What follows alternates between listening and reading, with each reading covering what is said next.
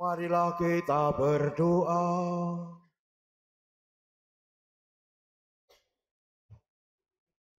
Allah Bapa kami di surga, melalui kebangkitan Putra-Mu, Engkau selalu hadir dan menyertai kami. Kami mohon, semoga kami semakin peka untuk mengenal Putra-Mu dan menerima kehadirannya dengan penuh sukacita. Sebab dialah Tuhan pengantara kami yang bersama dengan Diko dalam persatuan Roh Kudus, hidup dan berkuasa, Allah sepanjang segala masa.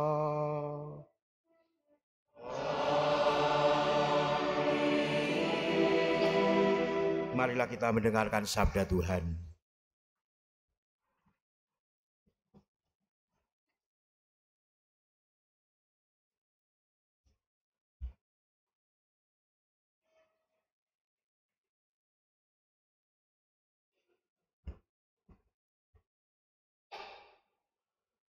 Bacaan dari Kisah Para Rasul.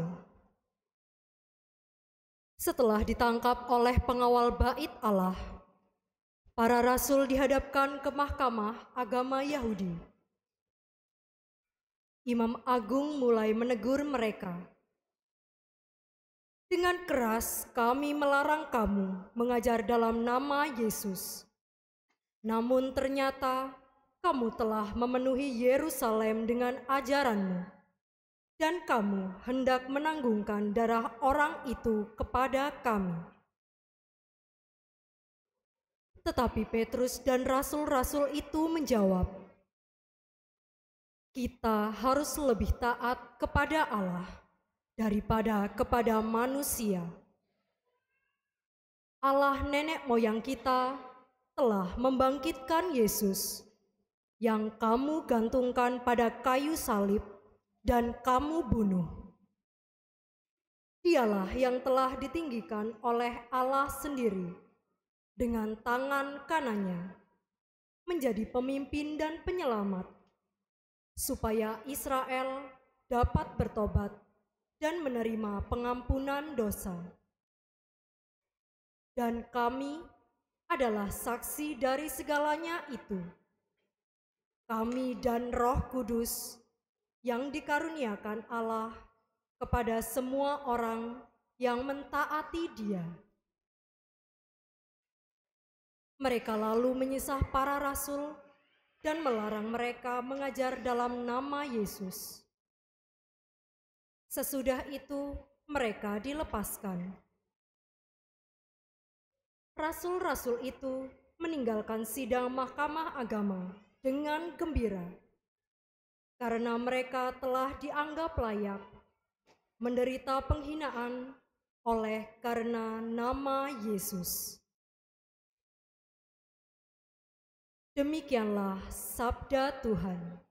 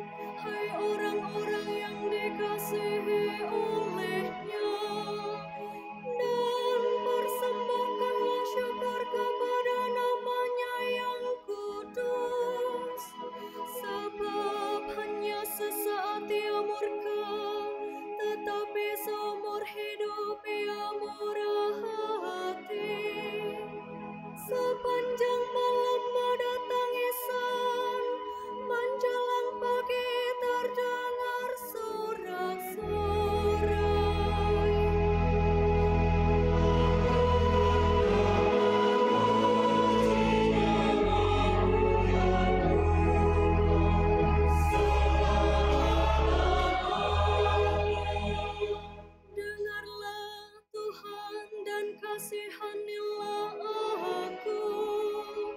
Tuhan, carilah penolongku. Aku yang beratap, Kau ubah menjadi orang yang menari-nari. Tuhan Allahku, untuk selama-lamanya aku mau menyanyikan syukur bagi-Mu.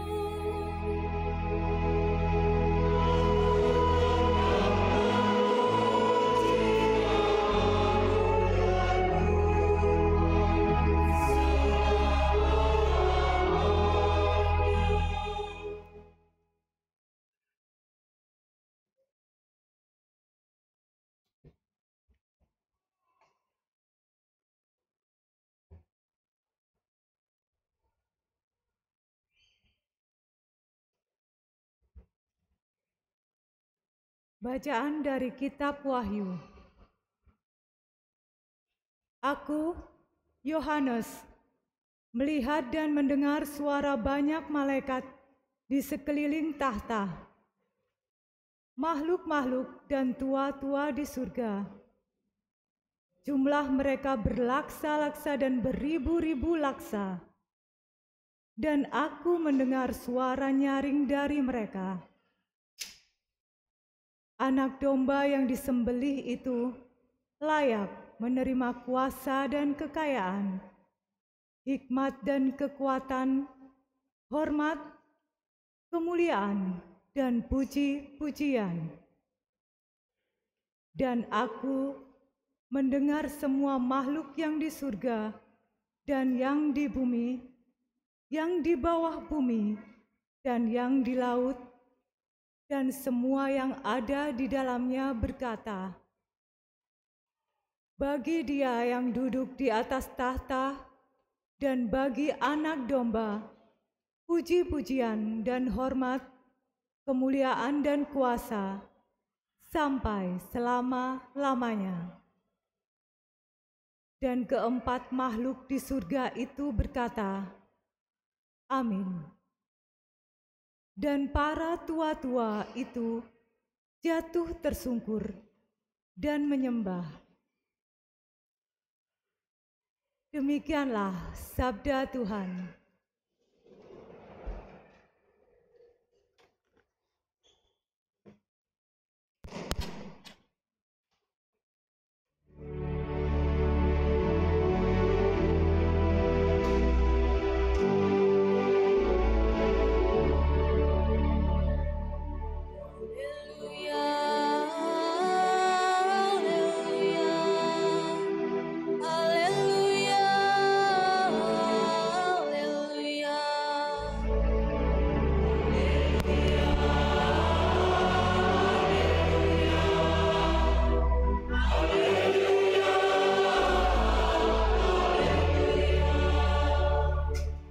Kristus pencipta semesta alam telah bangkit. Ia mengasihani umat manusia.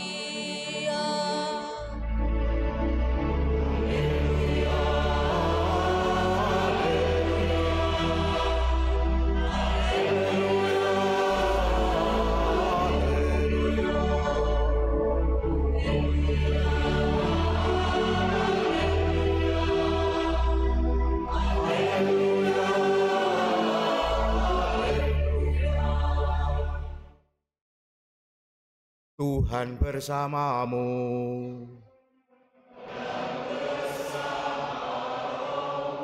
Inilah Injil suci menurut Yohanes.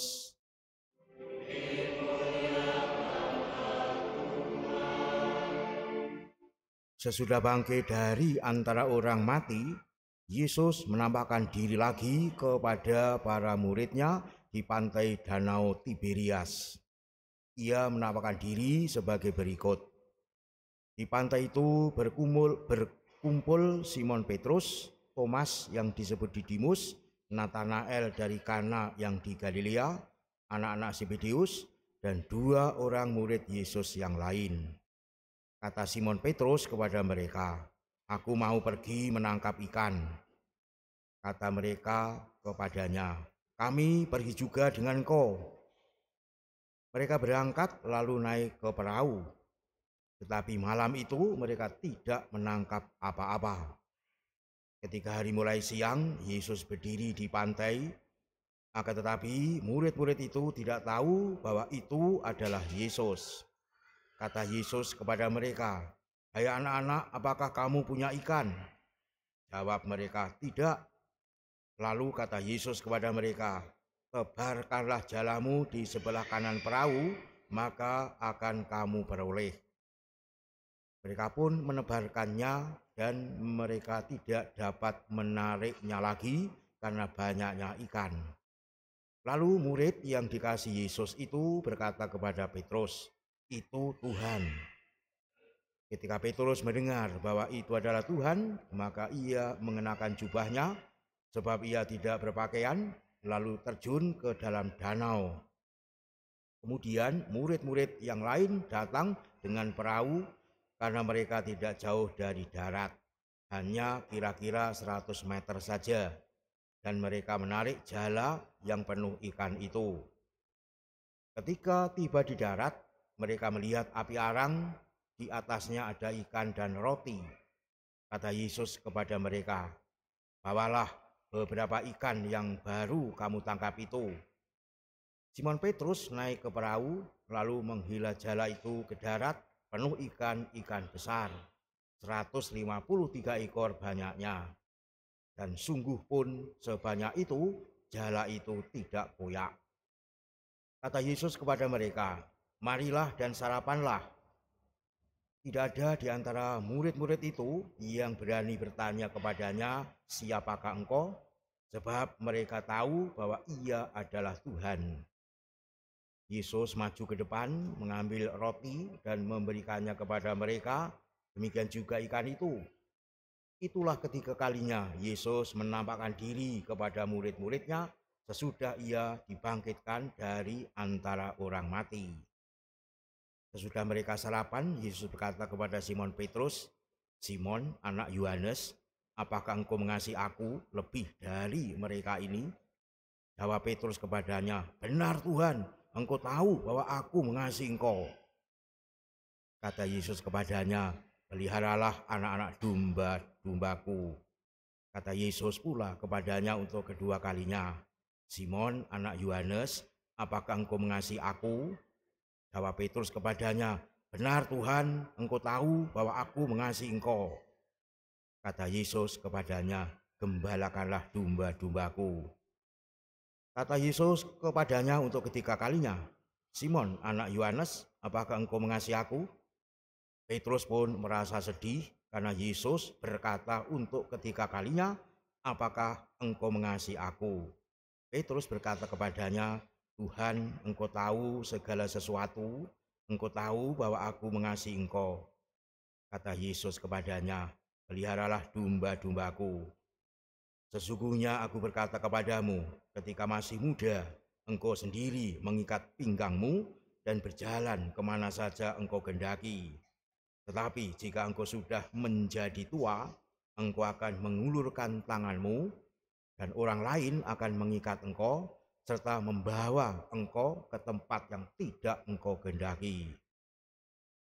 Hal ini dikatakan Yesus untuk menyatakan bagaimana Petrus akan mati dan memuliakan Allah. Sesudah mengatakan demikian, Yesus berkata kepada Petrus, "Ikutlah aku." Demikianlah sabda Tuhan.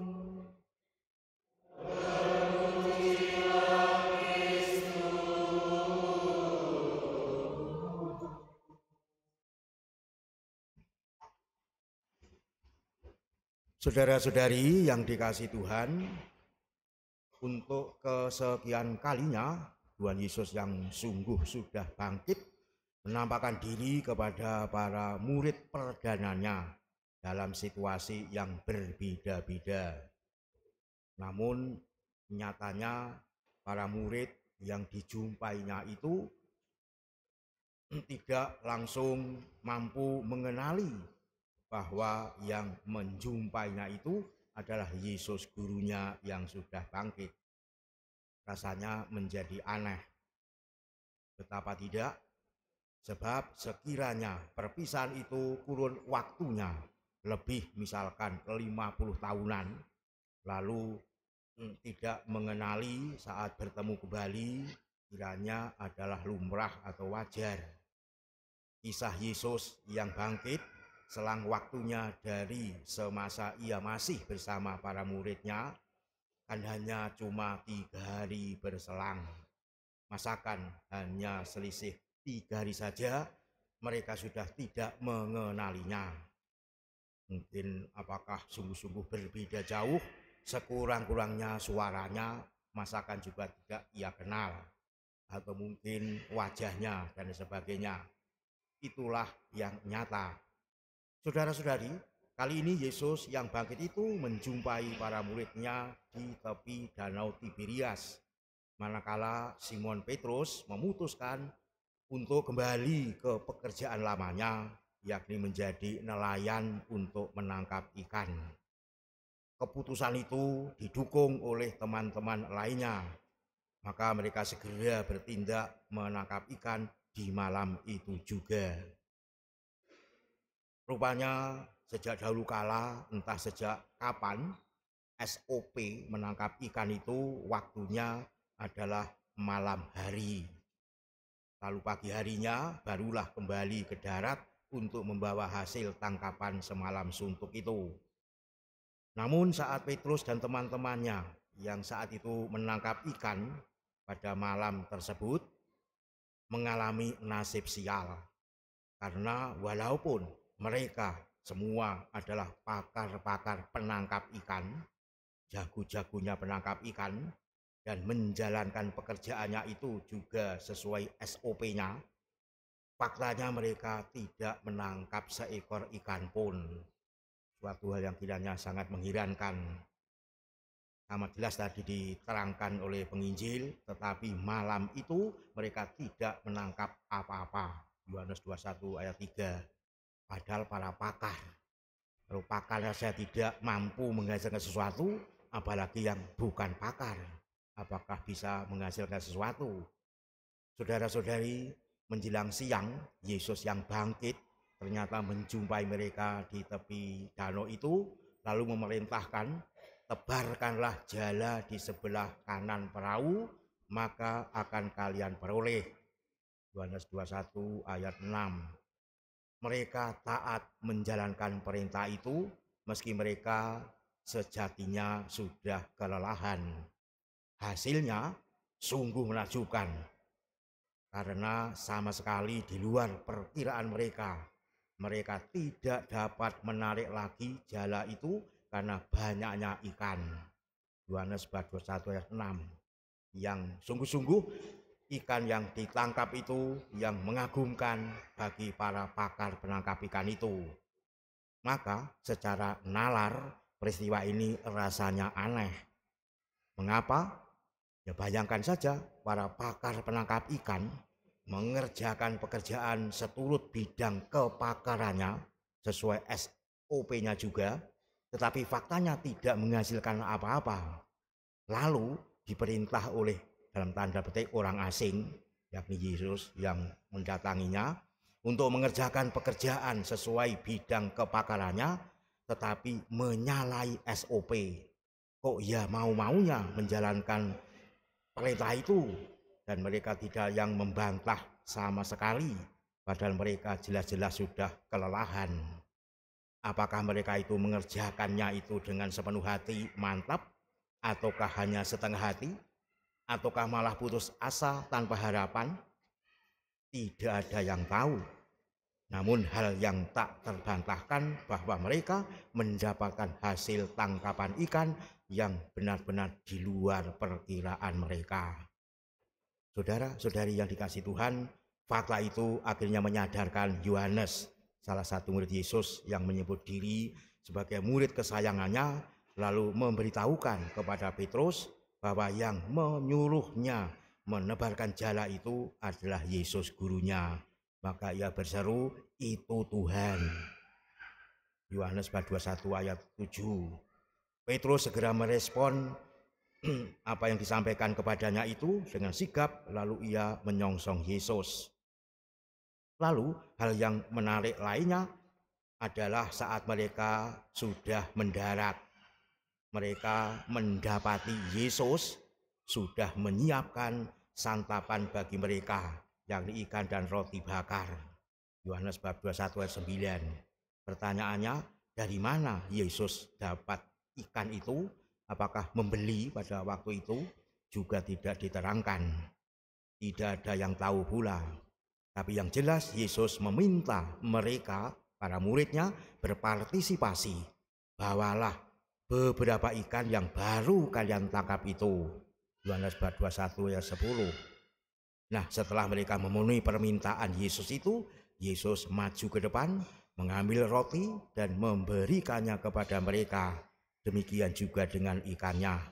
Yohanes bab 21 ayat 13. Inilah peristiwa konkret saat Yesus yang bangkit itu menjumpai para muridnya di Danau Tiberias.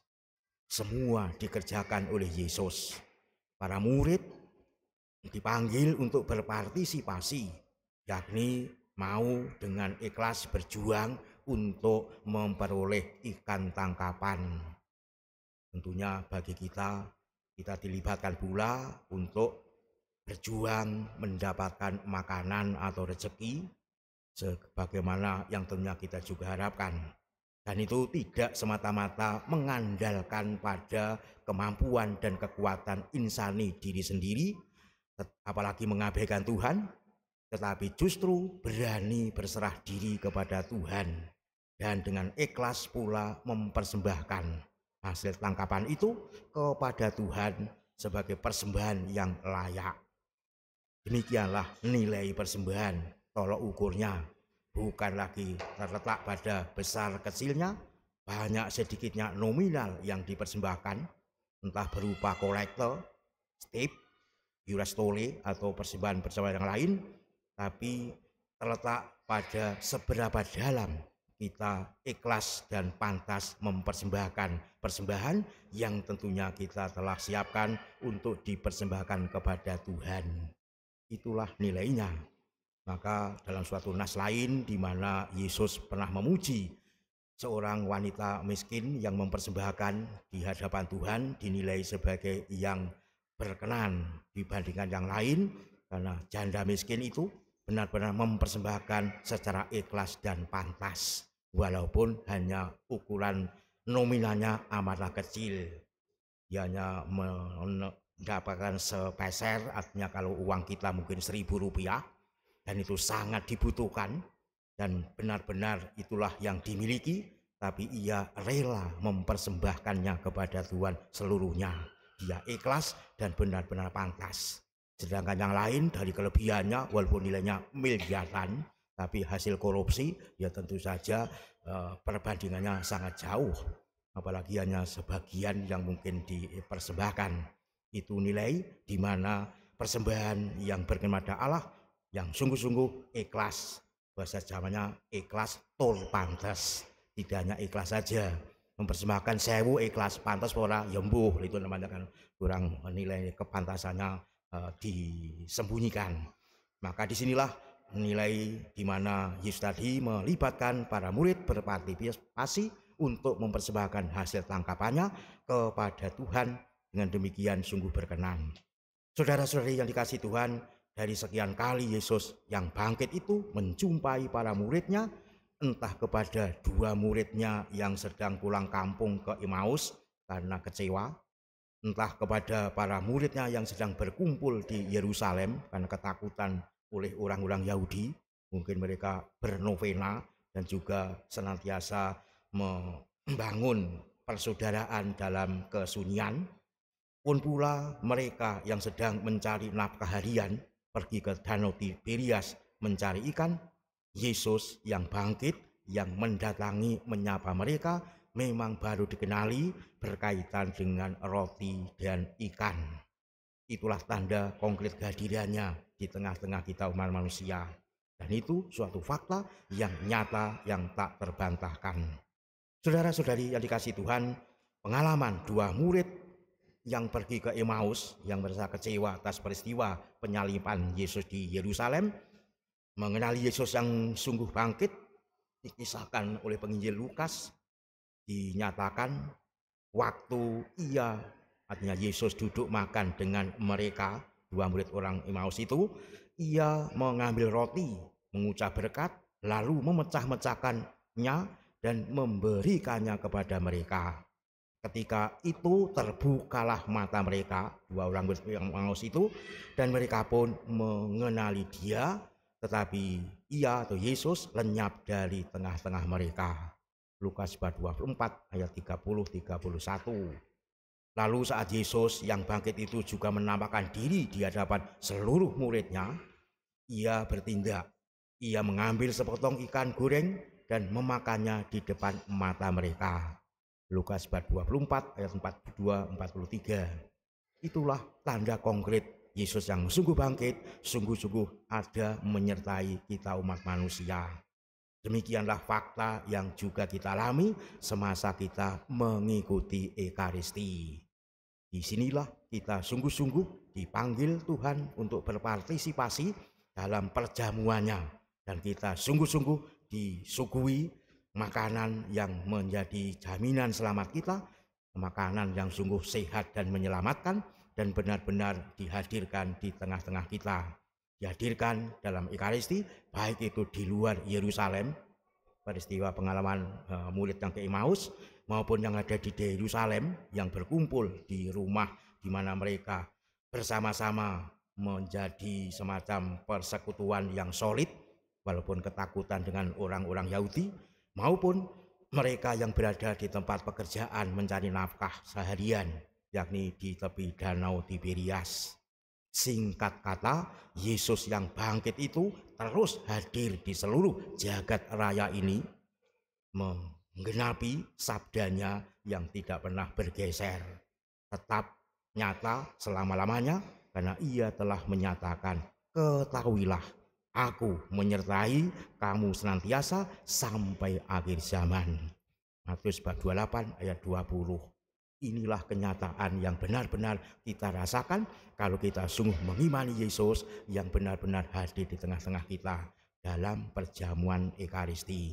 Maka mari kita benar-benar mensyukuri kehadirannya, karena kehadirannya bukan kehadiran abal-abal atau kehadiran yang hanya semacam propaganda, tapi benar-benar hadir konkret.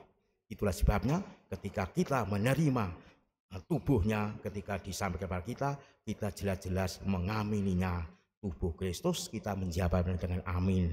Jangan sampai ketika itu disampaikan kita diam saja. Mengapa diam? Jangan-jangan kita entah mengimani atau mungkin ritusnya begitu atau bagaimana, tapi yang jelas kita mengimaninya. Dia yang datang, dia yang menyelamatkan, dan itu benar-benar menjadi jaminan selamat. Semoga kita semakin mantap mengimani, tidak ragu, tapi benar-benar yakin karena kita dijamin selamat. Kemuliaan kepada Bapa dan Putra dan Roh Kudus, seperti pada permulaan, sekarang selalu, dan sepanjang segala abad. Amin.